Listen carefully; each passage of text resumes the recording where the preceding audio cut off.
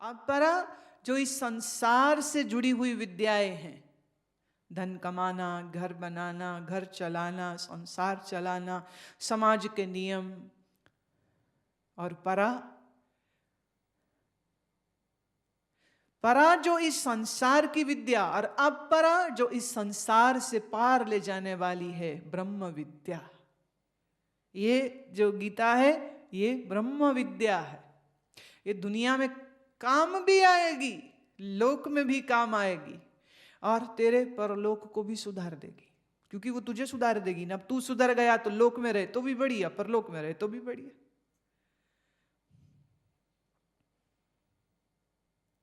नरक दुख नहीं देता ज्ञानी को, और स्वर्ग सुख नहीं देता ज्ञानी को, क्योंकि वह जानता है सुख और दुख बदलने वाले हैं। इसलिए सुख आए तो आलसी मत हो, दुख आए तो रोने मत लग जा। जान जो आया है सो जाएगा। अब ये अकल किसको आएगी? जो पुरुष श्रेष्ठ है या जो स्त्री श्रेष्ठ है। ये बुद्धि सिर्फ उन्हीं लोगों के लिए, वही कह सकते हैं इस बात को। दुख सदा नहीं, सुख सदा नहीं, शरीर सदा नहीं, ऐसा जो जानता है वह धीर, वह शांतात्मा, the tolerant one, doesn't get frustrated for sensual gratifications. वह इंद्रिय सुखों के लिए व्याकुल नहीं होगा। अब इसके माध्यम से कृष्ण एक दूसरी बात कह रहे हैं कि साधक को इस बात का ध्यान रखना चाहिए कि वो परमानेंट जो शिकायत लेके घूमता है ना, ये गलत हो जाता है। ये ठीक नहीं, वो ठीक नहीं, ये ठीक नहीं, वो ठीक नहीं। इसे कहते हैं शिकायती टट्टू। फिर इंसान नहीं रहा, टट्टू हो गया। ढो रहा है दूसरों के दोष। तुम ढोते हो? उसने ये क्यों किया, उसने ये क्यों किया, उसने ये किया, उसने ये किया। अब ये उसने में किसी को भी फिट कर लो, तुम्हारा बाप, माँ, बहू, बेटी, बेटा, किसी को भी फिट कर लो, दोस्त, पार्टनर, रिश्तेदार, किसी को भी फिट कर लो। Whenever you sit, what do you talk? Have you ever seen what you talk? जब तुम किसी से बातचीत करते हो, तुमने गौर किया कि तुम्हारी बातचीत का विषय क्या होता है? हमेशा कोई दूसरा इंसान, उसने ये किया, उसने ये किया, उसने ये किया, उसने ये किया। अरे गधऊ, थोड़ा अपनी ओर को देख, तूने क्या किया?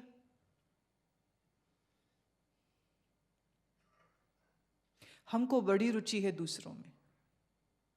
दूसरे क्या खाते हैं, क्या पीते हैं, दूसरे कहाँ जाते हैं, कहाँ बैठते हैं, दूसरे क्या बोलते हैं, क्या नहीं बोलते हैं। पूरा समय हमें ये सीआईडी की टोपी लगा के सर पर दूसरों की जिंदगियों में झांकते रहते।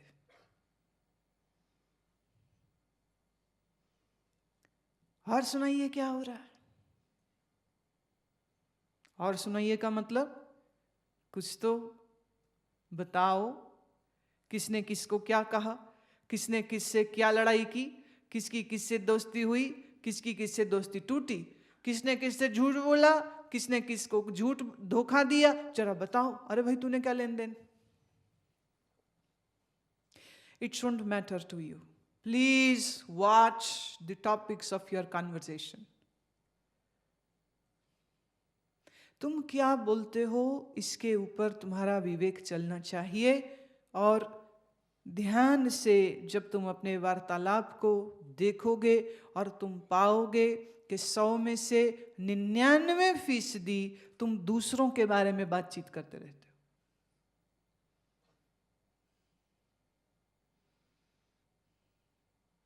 और कई बार तुम्हारी ये बातचीत का विषय हम भी हो जाते हैं। गुरुमा आए थे, गुरुमा बैठे थे, गुरुमा ने ये पहना था, उन्होंने ये किया था। अब इसमें कोई प्रेम नहीं है। अगर हमसे वास्तविक प्रेम होता तो तुम उसमें होते जिसमें हम होते हैं, और तुम उसको पकड़ते जिसको हम पकड़ाना चाहते। याद रहे, गुरु की देह को मत पकड़ो और गुरु के कर्म को भी मत पकड़ो, वो तुम्हारी सोच से बहुत परे है। पकड़ना है तो उस तत्व ज्ञान को पकड़ो। देखो, हर जीव अपनी अपनी यात्रा को जी रहा है, लेकिन एक चीज सबकी सिमिलर है, तुम्हारा अज्ञान और तुम्हारा ज्ञान। अज्ञान के नाते तुम सब एक जैसे हो, और ज्ञान के नाते भी तुम एक से हो सकते हो। देखो ना, कबीर बोलते हैं,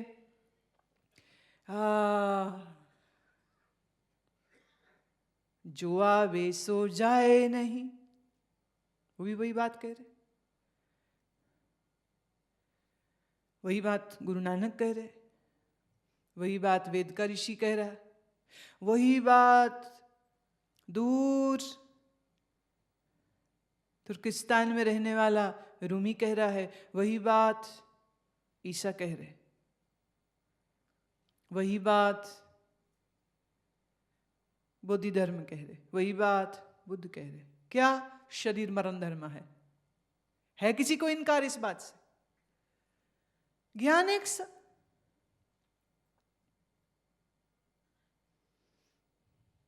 क्यों? गुरु नानक ने यह उपदेश किया कि तुम्हारे शरीर अमर है? कि कबीर ने यह उपदेश किया कि तुम्हारी इंद्रिय क्षणभंगुर नहीं है? किसने कहा? किसी ने भी नहीं।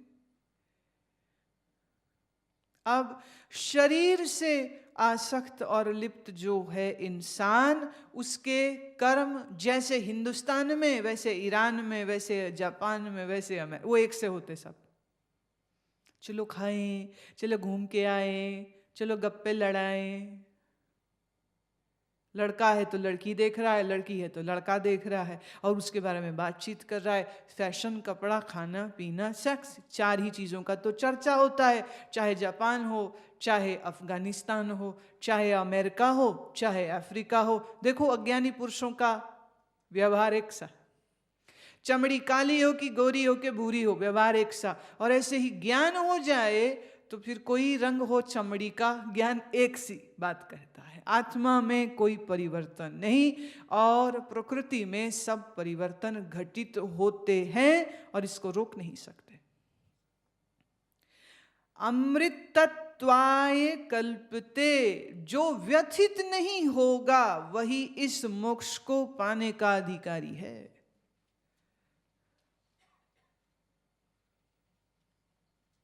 कौन? स्वमृत तत्वाय, अमृत का। देखो, अब यहां मोक्ष नहीं कहा, यहां अमृत कहा। अमृत तत्व क्या है? अमृत स्वरूपा मैं आत्मा ही हूं, यह जानना ही मोक्ष है। हालांकि योगियों ने कहा कि तुम्हारे सहस्रार से अमृत आता है, वो ललना चक्र से होते हुए अगर तुम खेचरी मुद्रा करो और उस अमृत को पान कर लो तो तुम मृत्यु को जीत जाओगे। खेचरी मुद्रा, खेचरी मुद्रा क्या है? जीव को वापिस पीछे की ओर लगाया जाता है। कहां तक? जहां से नाक के जो पीछे छेद हैं, इन छेदों तलक। अब जीभ तो तुम्हारी इतनी लंबी है, नहीं पहुंचाओगे कैसे? तो हठ योगी कहते हैं, जीभ के नीचे का जो नर्म भाग है, एक खास विधि के द्वारा उसमें कट लगाया जाता है। रोज थोड़ा थोड़ा थोड़ा थोड़ा काटा जाता है, और जीभ को मक्खन घी से लंबा उसका मसाज करते योगी। षटकर्म, प्राणायाम, आसन से शरीर को शुद्ध करता है। जीभ का मंथन, दुग्धन, जैसे गाय के स्तन को दबाते हैं तो दूध आता है, ऐसे ही इस जीभ को वो मालिश करता है, लंबा लंबा लंबा करते हैं, फिर जीभ को पलटे और पीछे ले गए, कहाँ तक? छिद्रों तक। अब वहां पर ऐसी नर्व एंडिंग्स है जिनकी डायरेक्ट कनेक्टिविटी है हाइपोथैलेमस और पिट्यूटरी तक। यहां से जब वो प्राणों का निग्रह कर लेता है, फिर अमृत टपकता है। And those who have drunk this ambrosia will transcend the death. ये मार्ग है हठ योग का। ये काम एक दिन में नहीं, एक साल में नहीं, पता नहीं कितना टाइम लगे, लंबा टाइम लगे। तो साधन करे, हठ योग का मार्ग है, साधन करे, शरीर शुद्ध करे। विपरीत करनी, सर्वांग, महाभेद, कुंभक, पूर्ण कुंभक का काल लंबा करे, सविकल्प समाधि होगी। इधर साथ साथ जीव को लंबा कर रहा है, खेचरी मुद्रा, उज्जयी में अजपा जप को करे। और ये करते करते शरीर ऐसा शुद्ध, प्राण ऐसे ओजस्वी,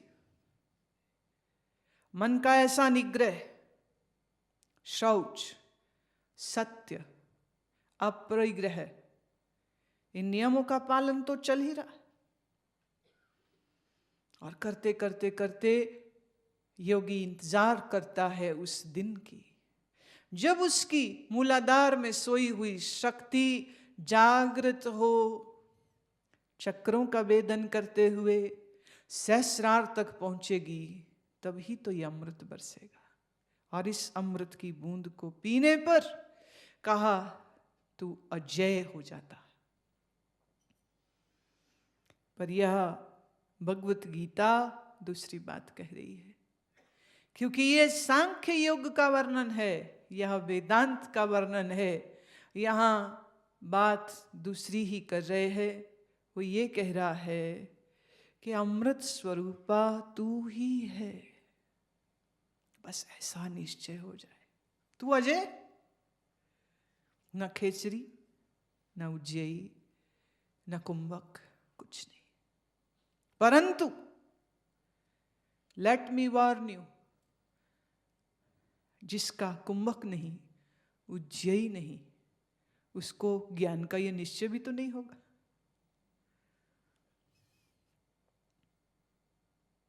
जिसको प्राणों का निग्रह करना नहीं आया, उसका तो मन विचलित रहेगा ही, व्याकुल रहेगा ही। इस भूल में मत रहना। तुम में से मेरे को मालूम है बहुत लोग बड़े रिलीव्ड हो गए थे, हाय शुक्र है, ऐसा नहीं करने पड़ेंगे, प्राणायाम नहीं करना पड़ेगा, महाभेद इत्यादि इन मुद्राओं को सीखना नहीं पड़ेगा। पर इस गलतफहमी में मत रहना। क्यों? क्योंकि तुम अर्जुन नहीं हो।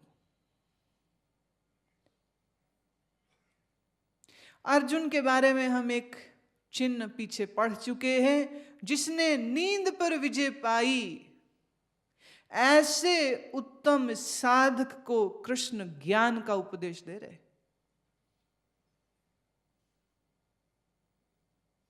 नींद पर जिसने विजय पाई। श्रीमद् भागवत में ऐसा उल्लेख है कि कृष्ण और अर्जुन पिछले किसी जन्म में नर और नारायण नाम से बद्रीनाथ में तप किया था। कृष्ण ने भी और अर्जुन ने भी। ये इनकी दोस्ती इस जन्म की थोड़े। तब भी दोनों मित्र थे, एक नर एक नारायण, और दोनों ने बद्रीनाथ में तपस्या की थी लंबे काल तक। इतना लंबा तप, इतना लंबा कृष्ण का सानिध्य, तो भी बिना ज्ञान के देखो अर्जुन की क्या दुर्गति हो रही है। ज्ञान की महिमा परम अपार। परंतु ये जो जितने साधन अर्जुन ने किए, तप किए, योग किए, उसी ने तो यह क्षमता दी कि वह आज कृष्ण के मुख से बात को सुनता है, और तुम देखोगे कि कैसे उस चीज को वो हजम करता जा रहा है।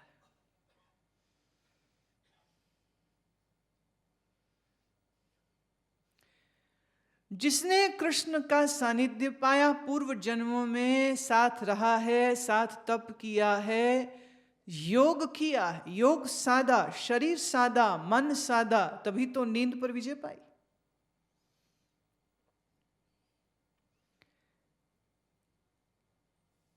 Please don't try to even think for a second that you too are Arjun. You are not still. But you can always pray that we may rise above our limited minds and behaviors and let us become like Arjuna.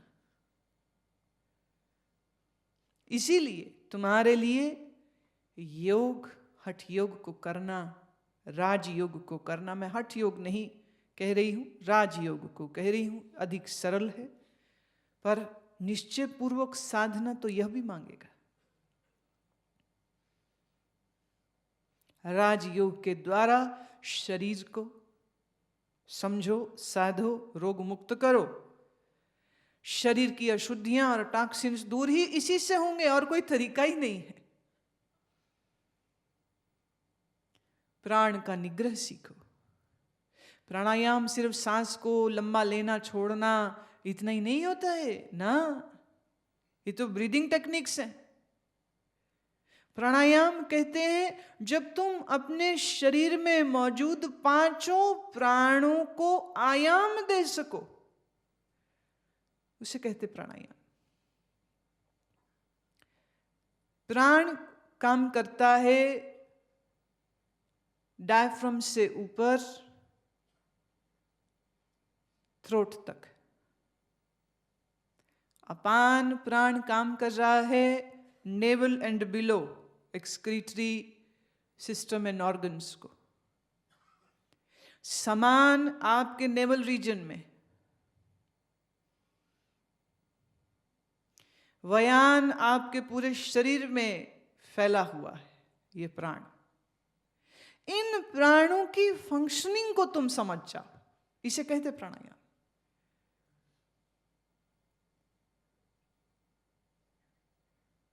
शरीर में श्वास के माध्यम से और होश के माध्यम से the inner functioning of the body is also understood। और इस प्राणायाम से मन का निग्रह होता है,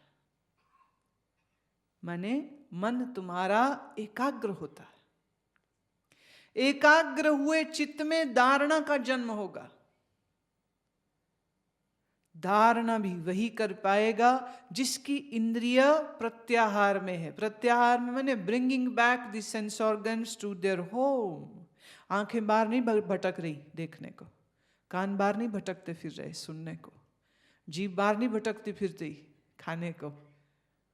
प्रत्याहार, bringing all the senses back to its home, meaning no desire to indulge in sensory pleasures।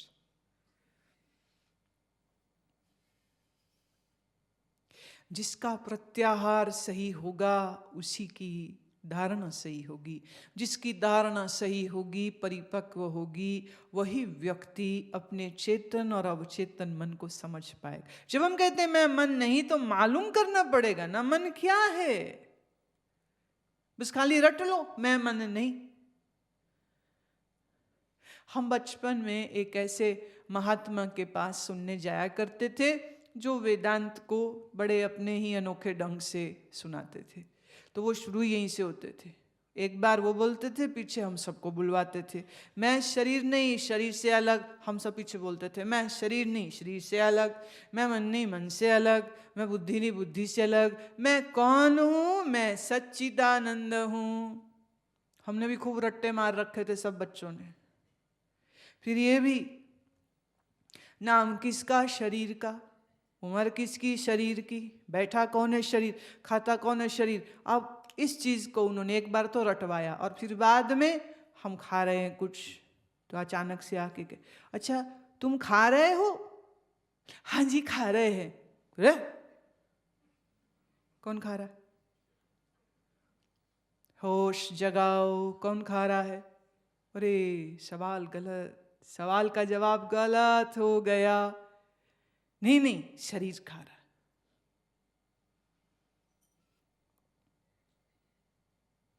एक दिन मेरे बुखार था, बहुत तपा हुआ था शरीर, और स्कूल से सीधे वहीं गई। बताया नहीं किसी को कि बुखार है, सिर दुख रहा, सिर फट रहा पीड़ा से, शरीर बहुत पीड़ा महसूस कर रहा। गर्मी के दिन थे, उन्हें पानी चाहिए था, तो 4 मंजिल नीचे नल में पानी आ रहा था, ऊपर पानी नहीं था, तो नीचे से पानी ऊपर 4 मंजिल लाना। छत धोनी थी, छत धोई, पीने का पानी नीचे से ऊपर, कोई 4-6 चक्कर लग गए। आखिरी चक्कर में जब पानी ऊपर ला रही हूं, तो वहां एक माता थी, वृद्ध माता थी, तो उन्होंने ऐसे ही हमारे मुंह पे हाथ फेरते हुए कहा, अरे बड़ी सेवा कर रही। और जब हाथ लगाया तो बोले, अरे इतना शरीर करो, अरे तेरे को तो बुखार है, तू मत काम करिए, इतना चुप करके बैठ जा, सेवा नहीं कर। मैंने कहा शरीर को बुखार है, मुझे थोड़ी।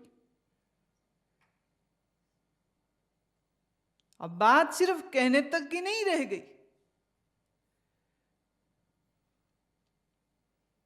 क्योंकि बात सिर्फ कहने तक की रह जाए तो वो बड़ी जल्दी उड़ जाती।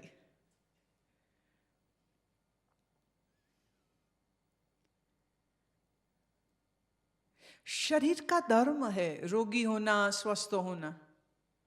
एक सज्जन मेरे से पूछते हैं, अरे गुरु आप जैसे व्यक्ति को भी क्या ऐसा दुख भोगना पड़ता है? रीढ़ की हड्डी फ्रैक्चर हो गई। मैंने क्या हो गया? शरीर का धर्म है।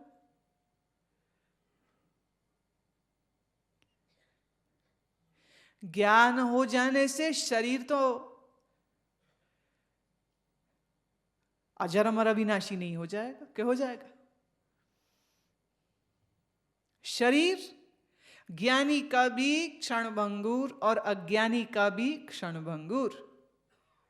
भंगुर माने टूट जाए, जो एक क्षण में नाश में जा सकता है, उसी को कहते हैं क्षण भंगुर। तो देह अनित्य है, गुरु की हो कि चेले की हो, ज्ञानी की हो कि अज्ञानी की हो।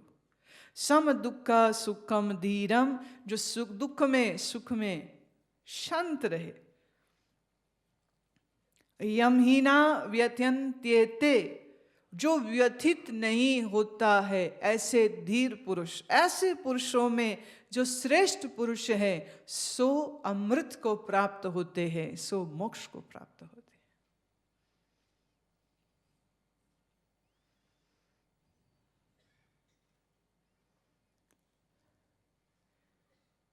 किताब में ढूंढ रहे हो, वहां कुछ नहीं है।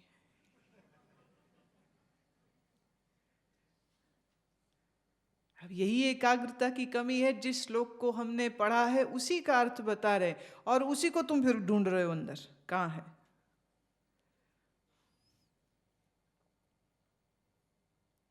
टीका करने वालों ने शब्द के अर्थ दिए, संधिच्छेद किए। जो तुम्हारे हाथों में है उनमें संधिच्छेद नहीं है, उनमें सरल अर्थ है, सरल अर्थ। एक बार एक सज्जन, एक महात्मा ने मेरे से कहा कि जिसको संस्कृत नहीं आती उसको ज्ञान कैसे आ सकता है? मैंने कहा महानुभाव, मेरा ये कहना है, जिसको ज्ञान आया उसे संस्कृत आए न आए, ये बुद्धि के तल पर भेद है।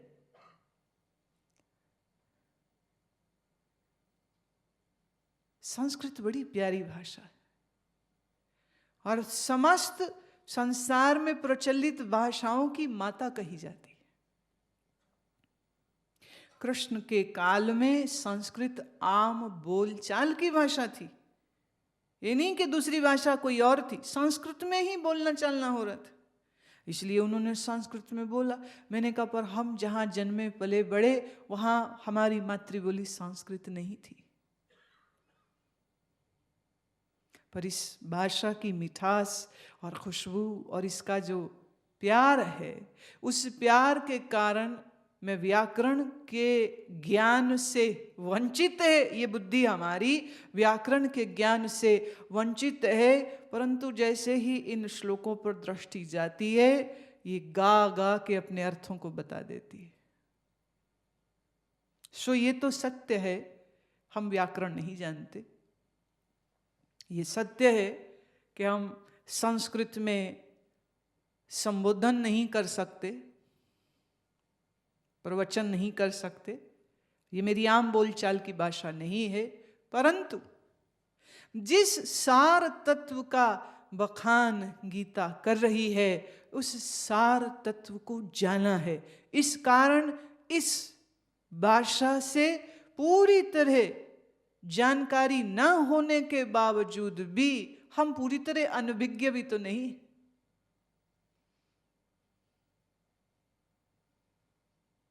आम पड़ा था और मुल्ला नसरुद्दीन के देश में दमेस्कस में पहली बार आम दिखा था। एक व्यापारी भारत जो गया था वहां से लाया। दमेस्कस के इस छोटे से चाय खाने में, जहाँ चाय बिकती है, उस चाय खाने में उसने आम रखा हुआ था और बड़ी भीड़ जुटी हुई थी। वही क्या है, इसको क्या कहते? और व्यापारी ने कहा जो इसका नाम बतला देगा ये उसी को खाने को भी मिल जाएगा। है ये खाने की वस्तु, नाम क्या है जो बता देगा सो। अब सब लगे हुए सोच रहे, विचार कर रहे, विमर्श कर रहे। इतने में मुल्ला ने देखा भीड़ क्यों जुटी है। जब भीड़ चीर करके सबसे आगे आ खड़े हुए तो माजरा समझ लगा। फल है, नाम क्या है, जो बता देगा उसको ये फल मिल जाएगा। अचानक से मुल्ला ने बड़े जोर से शोर किया, वो देखो। सब लोगों ने गर्दनें घूम गई देखने के लिए कि क्या दिखा रहा है। इतने में उसने उठाया, छीला, खाया। व्यापारी ने कहा ये क्या किया? कहते अब नाम तुम बताओ, खा तो मैं चुका। बोले खाने की चीजें खा लो, स्वाद जीभ ने लेना था ले लिया, अब नाम है क्या नहीं है, इस पचड़े में क्यों पड़े हो? ऋषि अमृत आश्रम द्वारा प्रकाशित मासिक पत्रिका गहन आध्यात्मिक सूत्रों, स्वास्थ्य संबंधी लेख और विविध कार्यक्रमों की जानकारी से पूरित ये पत्रिका अब हिंदी व गुजराती दोनों भाषाओं में उपलब्ध है। सदस्यता हेतु संपर्क करें 013022165000 व 013022165001।